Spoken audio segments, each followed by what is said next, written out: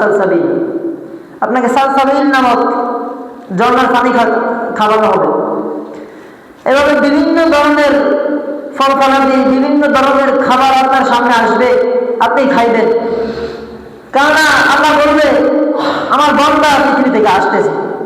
আপনি খেয়াল করেন, একজন মানুষ বিদেশে যায়, বিদেশে যাওয়ার পরে দীর্ঘ 8-9 বছর 12 বছর পরে আবার যখন দেশে ফিরে আসে, যখন টাকা কামায়, ভরপুরভাবে টাকা ইনকাম করে, ইনকাম করার পর আবার দেশে আসে, তখন মাতা পিতা পাগল হয়ে গেল যে আমার ছেলে আসতেছে।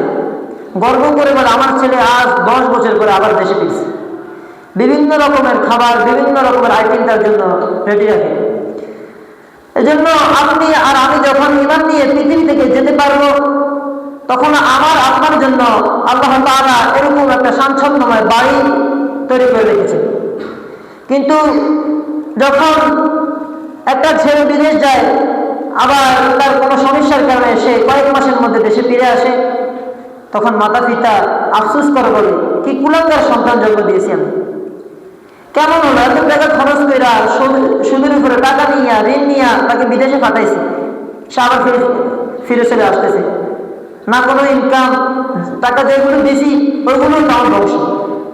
এবার বলবে আসার সময় কিছু আনতে পারবে না, তাকে তিরস্কার করে মাতা পিতা বলবে তুই কি জন্য গিয়েছিস বিদেশে, দেশে পরে দেখতে আর ভালো হতো। ঠিক তেমনই আপনি আর আমি যখন ঈমানহীন, ঈমান ছাড়া এই পৃথিবী থেকে যাব, তখন আমার আপনার